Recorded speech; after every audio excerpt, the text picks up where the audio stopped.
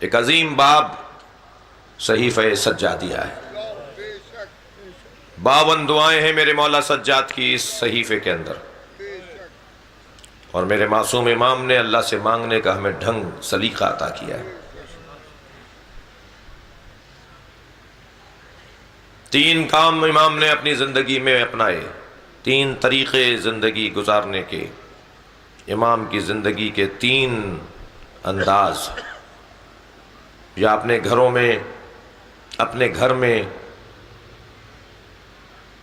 غلاموں اور کنیزوں کی صورت میں لوگوں کو خرید کر انہیں قرآن کی تفسیر پڑھا اور سکھا کر، نبی کی حدیثوں کا حافظ بنا کر، بہانے بہانے پر آزاد کر کے ایک مکمل مبلغ روانہ کر دیتے تھے۔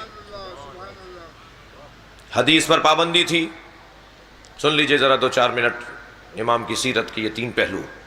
بر محمد و آل محمد صلوات اللہم صل علی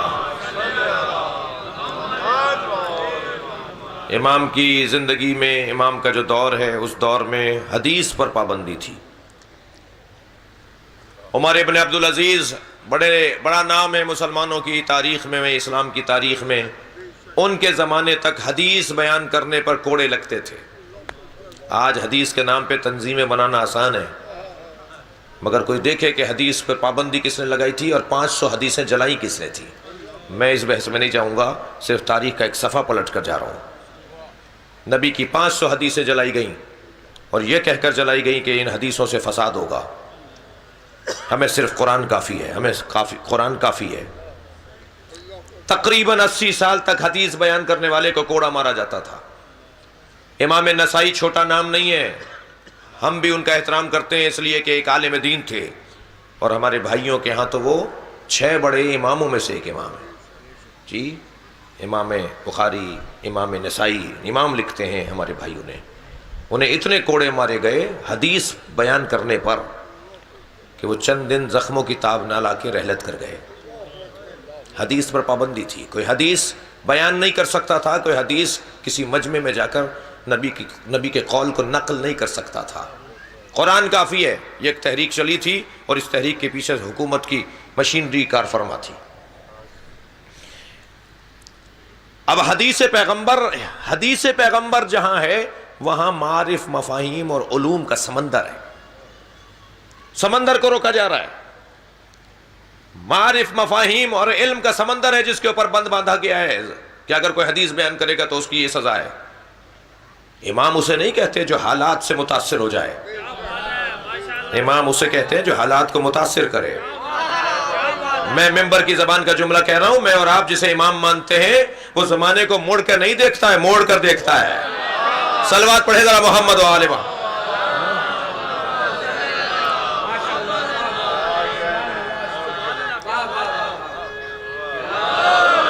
علی جیسا بساتے دہر پا گوہر نہیں دیکھا، کئی صدیاں ہوئی پر ایسا قداور نہیں دیکھا۔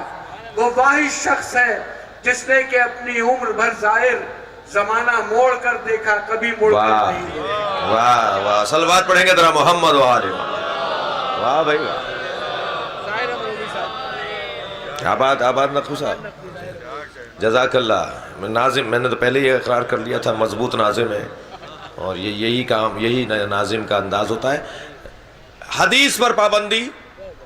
اب حدیث، میں جملہ تکرار کر رہا ہوں، حدیث ایک معرفت کا سمندر، نبی کے جو اقوال ہیں، نبی کی زبان سے نکلے ہوئے الفاظ، وہ معرفت کا سمندر ہے، وہ علم کا ایک سمندر ہے، اسے روک دیا گیا۔ ہم جنہیں امام مانتے ہیں وہ کسی کے پابند نہیں ہیں، وہ مشیت کے پابند ہیں۔ کیا کریں؟ میرے معصوم امام کپڑے اپنے خود طے کرتے تھے، خود اپنے کپڑوں کو تبدیل کرتے تھے، خود اپنے کپڑوں کو پانی سے نکالتے تھے، اپنا کھانا خود بناتے تھے، اپنا بستر خود سیدھا کرتے تھے، اپنا بستر خود لپیٹتے تھے، اور 80 کنیزیں تھیں اور 100 سے زیادہ غلام تھے۔ دقت فرمائیں، امام کے 100 سے زیادہ غلام تھے، امام سجاد کی 80 کنیزیں تھیں۔